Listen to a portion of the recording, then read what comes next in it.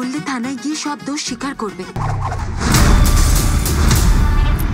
Guys finally গতকাল দরদের trailer release হলো, যেখানে মুভির সম্পর্কে অনেক কিছু তো জানা গিয়েছে। স্পেশালি শাকিব খানের এন্ট্রি, অ্যাকশন এক কথায় দুর্দান্ত ছিল। আর এখানকার ছোট্ট ছোট্ট রহস্যময় ডিটেল গুলো কিন্তু মাথা ঘুরিয়ে দেওয়ার মতো। সবকিছুই জানবো, শুধু ভিডিওটার সাথেই থাকুন।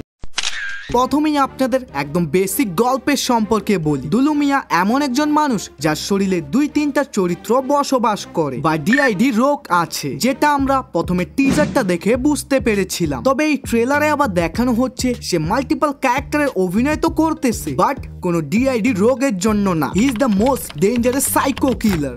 সোনাল চৌহান এখানে ফাতেমার রোলে আছে। আর দুলু মিয়া ও ফাতেমা কিন্তু আগে থেকেই হাজব্যান্ড ওয়াইফ ছিল না। সিনেমায় আমাদের একটা বড় সড়ো লাভ স্টোরিকেও দেখানো হবে, বাট টুইস্ট হচ্ছে ফাতেমা কিন্তু শুরুতে দুলু মিয়াকে না সরফরাজ নামে একজন লোককে ভালোবাসতো, যাকে আবার পথের কাঁটা ভেবে উড়িয়ে দেয় শাকিব খান। এক কথায় লাভ স্টোরির মাঝখানে একটা ভায়োলেন্সকেও অ্যাড করা হয়েছে। অবশেষে 42 সেকেন্ড পর দুলু মিয়ার রহস্যময় চরিত্রগুলোকে সামনে আনা হয়। সেম টাইম আবার বাকি সব মুভির ম্যান ক্যারেক্টারদের ভয় পেতে দেখা যায়। আর এটা রিজন হলো দুলু মিয়া এক এক করে তার শত্রু বা যাদের পছন্দ করে না তাদেরকে খালাস করে দিচ্ছে, তাও আবার একটা ইউনিক স্টাইলে। এই সিনে যে একজন মেয়ে মার্ডার বলে চিৎকার করতেছে, তার সাইডে কিন্তু রাহুল দেবের লাশ পড়ে আছে। তার পরের দৃশ্যে আরো একটা লাশ দেখা যায়। ভালো করে তাদের মুখের দিকে লক্ষ্য করলে বোঝা যাচ্ছে তারা একটু আগেই কোনো কিছু একটা খেয়েছিল। আশা করি আপনি বুঝতে পেরে গিয়েছেন এটা আর কেউ না, দুলু মিয়ারই মিষ্টির কামা। ট্রেলারের মাঝখানে আপনাদের একটা কোয়েশ্চেন আসতে পারে, আসলে কি দুলু মিয়া এইসব কাজ করতেছে নাকি তার অসুস্থ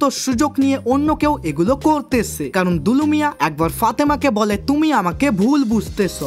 এই রহস্যময় খুনগুলো যাচাই করতেছে পুলিশ পায়েল সরকার। এক পর্যায়ে সে কোনো একটা কারণে জেলের ভিতরেও চলে যায়, তারপরও মুখের এক্সপ্রেশন ভয়ঙ্কর অ্যাটিটিউডে ভরা। অর্থাৎ পুলিশকেও সে নানা রকম কথা বলে বোকা বানিয়ে ফেলে। মানে ভাই এই পর্যন্ত একটা জিনিস তো ক্লিয়ার, দুলু মিয়া ফাতেমার সামনে বিশ্ব প্রেমিক, কিন্তু তার আড়ালে ভয়ঙ্কর সাইকো কিলার। তারপরও যে কোনো ভাবে ফাতেমা তার এইসব খুনগুলোর ব্যাপারে জানতে পারে। আর একদম শুরুতেই আমরা যে শুনতে পেয়েছিলাম ফাতেমা দুলু মিয়াকে বলে তুমি না বললে পুলিশ স্টেশনে গিয়ে সবকিছু স্বীকার করবে, হয়তো এটার জন্যই সে একবার জেলে গিয়েছিল। বাট সাইকো তো সাইকোই, তার স্ত্রী যে তাকে বারবার খুনি বলে এইসবকে সে সহ্য না করতে পেরে ফাতেমাকেও বিষ বা অজ্ঞানের মিষ্টি খাইয়ে দেয়। ভাই জাস্ট ইমাজিন, নিজের সত্যটা লুকানোর জন্য সে নিজের বউকেও মেরে ফেলতে প্রস্তুত। সাসপেন্স, ভেরি সাসপেন্স, গুজবামে ভরা।